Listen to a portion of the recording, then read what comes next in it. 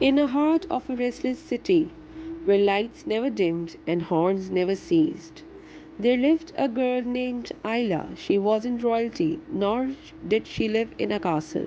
Instead, she worked long hours as a designer, sketching gowns that belonged in dreams more than in reality. But Ayla carried something rare, eyes that seemed to hold starlight, and heart that believed in magic even in a world that had forgotten it. One evening, closing her sketchbook, she whispered to herself, "One day, maybe my designs will walk on runways, and maybe, just maybe, I'll find a love that feels like magic." Little did she know destiny was already listening. It all began at a charity gala, a place Ayla didn't quite belong. She had borrowed her dress, her heels pinched with every step, and she felt as out of place as a dove in a storm. Balancing her drink nervously, she turned, crash. Juice spilled across the crisp white shirt of a stranger. Ayla horrified. "Oh no, I'm so sorry." Zayden. "Well, that's one way to make an entrance." She looked up, and her world shifted. He was tall, striking with eyes that seemed to read her soul. His smile was warm, not mocking, and in that crowded ballroom, time stood still. Zadian taking a tissue, still smiling. "Relax. I have survived board meetings scarier than this. A little juice won't kill me." For a fleeting moment their eyes locked, and though they parted soon after, the spark had been lit. Fate, mischievous as ever, crossed their paths again. Days later, Ayla sat in her favorite cafe sketching gowns. When the bell chimed above the door, there he was, a man from the gala. The only empty seat was across from her. He walked over, radiant, smiling. "Mind if I sit here?" "Unless you plan on spilling coffee on me this time." Hyla laughing nervously. "No, no, promise." And just like that, the conversation bloomed.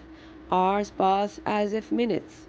He was Zadian Hale, an entrepreneur who built his company from nothing. She was Ayla, a dreamer chasing beauty with thread and fabric. When the time ended, he looked at her differently, like she was more than just a passing stranger. Zadian leaning closer. "You know you're different. Most people talk about what they have. You talk about what you dream of." Ayla smiling softly. "And you don't laugh at me for it." Zadian gently. "Why would I?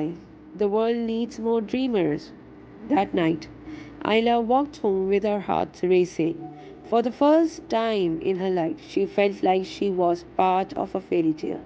And so the story of Ayla and Zadian unfolded like a blooming rose. He would take her on spontaneous, adventurous rooftop stargazing, midnight walks under glowing lanterns, quiet dinners with laughter drowned out of the noise of the world. In him, Ayla found something she once only sketched in her diary, a love both magical and real. But every fairy tale carries a shadow. One evening, a courier delivered lilies, her favorite flowers. A card read, "Forever yours, Z." Her heart raced, but when she thanked him, Zadian confused. "Flowers? Ayla, I didn't send anything." Her smile faded. Days later, she began receiving strange calls. No one spoke, only faint music played. The very song Zadian once hummed to her on the rooftop. Then she saw him across the street, handing a sealed envelope to a mysterious woman in black. Ayla whispering to herself, "What are you hiding, Zadian?" A fairy tale shimmered and cracked. She confronted him, her heart torn. Ayla voice trembling. Who was she? And why are you lying to me? Zadian avoiding her gaze. "It's not what you think." Ayla angry. "Then tell me what it is." Zadian quietly. "I can't, not yet. Just trust me." Trust, a word that suddenly felt fragile. Ayla turned from him, her voice breaking. Ayla whispering, "Fairy tales don't survive secrets, Zadian," and she walked away. Weeks later, a letter slid under her door.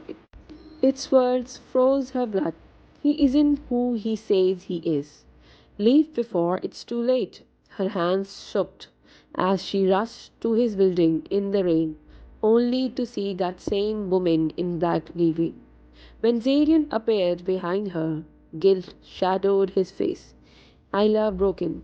I wanted a fairy tale, not lies, not this. She left him in the storm, and for weeks silence swallowed them both, until she overheard two men in a cafe whispering about Zayden hiring a private investigator to deal with a stalker. The woman in black wasn't a lover, she was a protector. Every strange gift, every call, every letter was a trap to scare her away. Zayden hadn't betrayed her, he had been fighting for her. Ayla softly through tears. Zayden, all this time you were protecting me. One night, as the sky wept with rain, Ayla stood at a crosswalk. Suddenly, across the street, Zayden, drenched, exhausted, his eyes searching desperately for her. Zayden shouting through the storm, Ayla, please, don't walk away this time. She froze as he ran across the road, ignoring the horns, stopping only when he reached her. Ayla, tears streaming.